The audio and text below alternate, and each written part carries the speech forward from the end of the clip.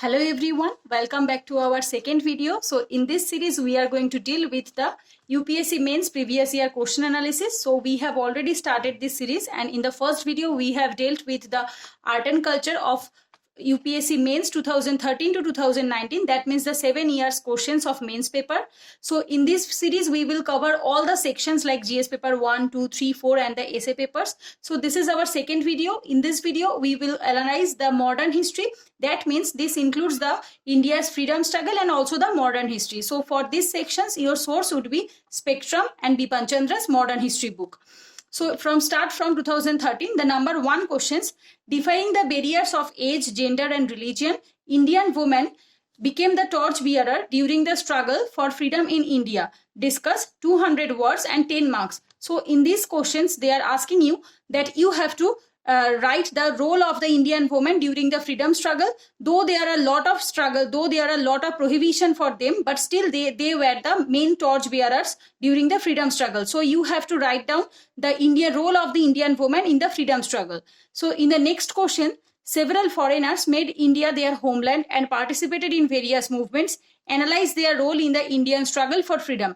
So in these questions you have to write down the foreigners. That means the role of the foreigners. You have to mention 4 to 5 persons name from the foreigners that they have participated in the Indian freedom struggle movement. So in these questions you have to write 200 words. So you can here mention also a woman like Annie Besant, Olcott, Blavatsky. There are a lot of names are available in your modern history books. You have to write down their contributions in the Indian struggle of foreign movements, right? So in the third questions, in many ways Lord Dalhousie was the founder of the modern India. Elaborate. So you have to write down the role of the Lord Dalhousie, what he have done in his regime.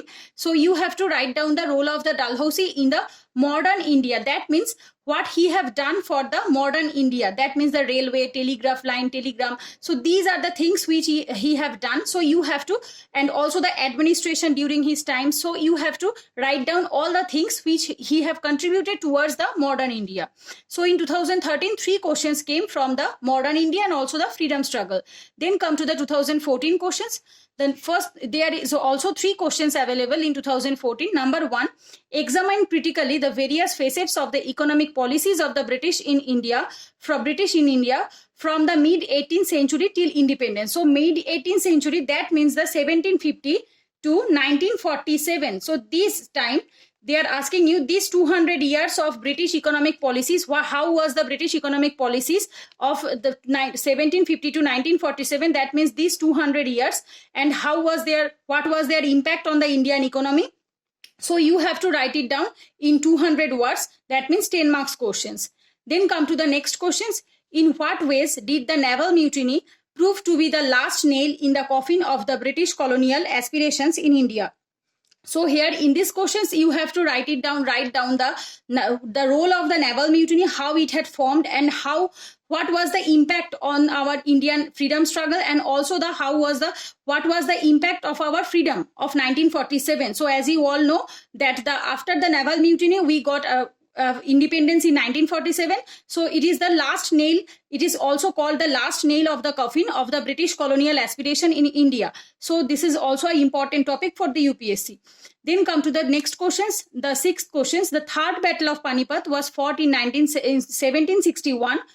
Why were so many empire-shaking battles fought at the Panipat? So they are asking you that why there are a lot of struggles like Panipat 1, Panipat 2, and Panipat 3. There are a lot of struggles or battles which already have fought in the Panipat. So what was the reason? What were the main reason that many empire-shaking battles have fought in the Panipat? So you have to write it down, and you will get these questions answered in the Spectrum book. Then the next question in 2015, how different would have been the achievement of Indian independence without Mahatma Gandhi? Discuss.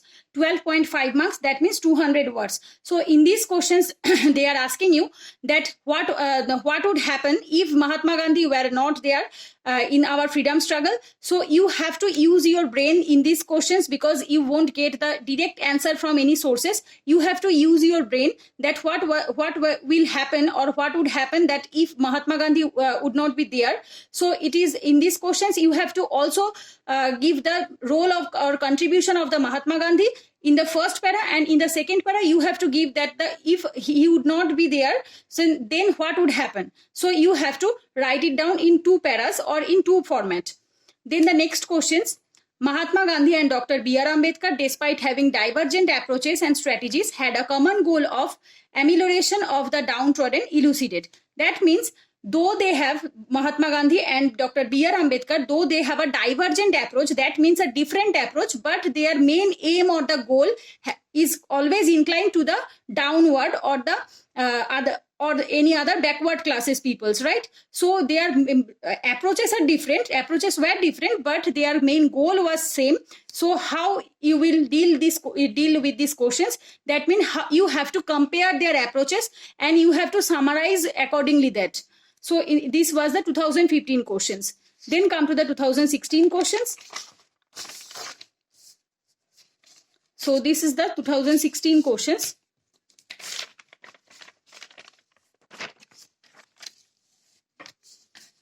Okay, this is the 2016 questions. Explain how the uprising of 1857 constitutes an important watershed, that means the Sandhi-Khan, in the evaluation of the British policies towards the colonial India. In the 12.5 marks and 10 marks questions. So you have to write it down at least 200 words. So the question is asking you, explain how the uprising of 1857, that means the revolt of 1857, constitutes an important watershed in the evaluation of the British policies. So after the 1857, that means from 1858, there are a lot of changes in our Indian administration or the British policies. So you have to write it down that what was the changes which have made after the uprising of the 1857. In the next questions, discuss the role of women in the freedom struggle, especially during the Gandhian phase. So in these questions, they are asking you the role of women in the freedom struggle in the Gandhian phase. Not all the phases, only the Gandhian phase, the role of the woman. Then come to the next questions, highlight the differences in the approach of the Subhash Chandra Bose and Mahatma Gandhi in the freedom struggle. So that means in these questions, you have to compare the approaches of the Subhash Chandra Bose and the Mahatma Gandhi and how it would different from both of them. So then the next in the 2017 questions, clarify how mid-18th century India was beset with the spectre of the fragmented policy, 150 words and 10 marks questions. So mid-18th century, that means after 1750. So in the 1750 is called the mid-18th century.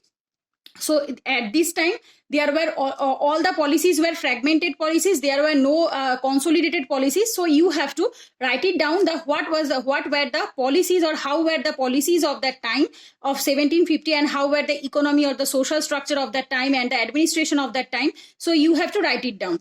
Then 13 number questions, that means 2017. Why did the moderates fail to carry convictions with the nation about their proclaimed ideology and political goals by the end of the 19th century? So they are asking you that the main reason of the failure of the moderates. So in these questions, you will get the answer in spectrum and also in the Bipan Chandras, what were the reason of the failure of the moderates. So you have to write it down, their failures, the reason of the failures, and some way forward you can also give.